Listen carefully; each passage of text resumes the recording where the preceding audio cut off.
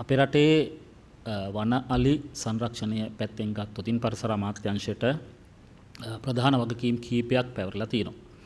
එකක් තමයි ආසියානු අලින් අපේ රටේ ජීවත් වන ඒ අලියතුන් සංරක්ෂණය කියන කාර්යභාරය පරිසර අමාත්‍යාංශය යටතට ගැනෙන කාර්යභාරයක්. ඊට අමතරව අපි දන්නවා අපේ රටේ සංස්කෘතිය හා බැඳුණු සත්ත්ව කොට්ටාශයක් තමයි අලියතුන් කියලා. ඒ නිසා අපේ රටේ විවිධ ආගමික උත්සව වලට පෙරහැර ආදී කටයුතු සඳහා සංස්කෘතික කටයුතු සඳහා අලියතුන් අවශ්‍ය වෙනවා. ඒ නිසා හීල අලියතුන් සම්බන්ධයෙන් වගකීම පැවරලා තියෙන්නේත් පරිසර අමාත්‍යාංශයට. ඒ වගේම තමයි අලියතුන් සම්බන්ධයෙන් පර්යේෂණ සහ වැඩිදුර විද්‍යාත්මක හැදෑරීම් මේ වගකීමත් පරිසර අමාත්‍යාංශයේ කාර්යභාරයක් හැටියට තියෙනවා. ඉතින් අපේ රටේ අලියතුන් සංරක්ෂණයේදී අපි පසුගිය කාලේ මේ රජයේ තීරයපත් වුණාට පස්සේ ඊටාම වැදගත් ක්‍රියාමාර්ග ගණනාවක් අපි අරගත්තා. එයින් විශේෂයෙන්ම සඳහන් කරන්න ඕන ක්‍රියාමාර්ගය තමයි ජුනි මාසේ 5 වෙනිදාට යෙදුණු ජගත් පරිසර දිනය නිමිත්තෙන් ශ්‍රී ලංකාවේ ප්‍රධාන අලිමංකඩ 3ක් විවෘත කිරීම සඳහා කැබිනට් අනුමැතිය ලැබුණා. අලිමංකඩ 3 වැටහිර කන්ද කොහලංකල කියන අලිමංකඩ 2 හම්බන්තොට දිස්ත්‍රික්කයේත් ඒ වගේම හඳපානගල අලිමංකඩ මොණරාගල දිස්ත්‍රික්කයේත් අලිමංකඩ 3 විවෘත කිරීම සඳහා කැබිනට් අනුමැතිය ලැබුණා. ඊට අමතරව අපි පසුගිය කාලේ වනාන්තරවල ඉන්න අලියතුන් සංරක්ෂණය සඳහාත් ඒ වගේම අලි මිනිස් ගැටුම කළමනාකරණය කිරීම සඳහාත් විශේෂ ක්‍රියාමාර්ග ගණනාවක් ගනු ලැබුවා.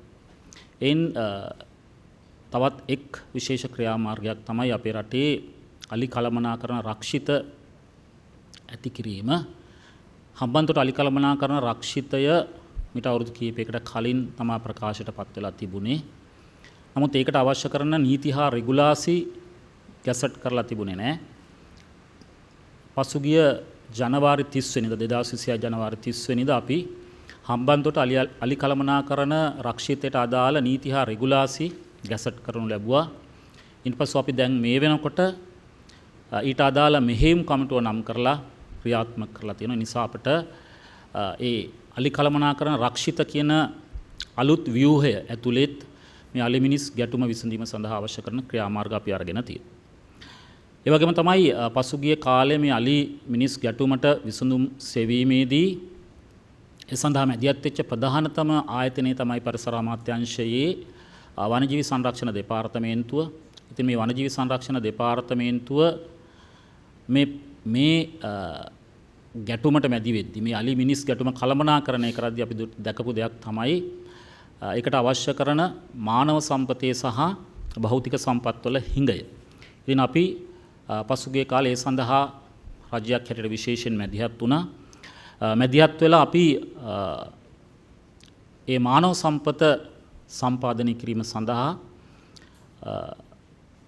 වනසත්ත්ව අඩවි ආරක්ෂකයන් 149ක් සහ වනසත්ව නියාමකයන් 381ක් බඳවා ගනු ලැබුවා. ඊට අමතරව අලිවැට සහායකින් හැටියට 3500ක පිරිසක් බඳවා ගනු ලැබුණා. ඒ වගේම සිවිල් ආරක්ෂක දෙපාර්තමේන්තුවෙන් තවත් මුළු ගණන 5000ක් වන විදිහට වන ජීවි දෙපාර්තමේන්තුවට අනුයුක්ත කරනු ලැබුවා. ඒ නිසා අපි මේ මානව සම්පත වනජීවි සංරක්ෂණ දෙපාර්තමේන්තුවට අවශ්‍ය කරන මානව සම්පත සම්පාදනය කිරීම සඳහා මැදිහත් වුණා. ඊට අමතරව අපේ රටේ වනජීවි සංරක්ෂණ දෙපාර්තමේන්තුවට අවශ්‍ය කරන භෞතික සම්පත්වල හිඟයකුත් තිබුණා.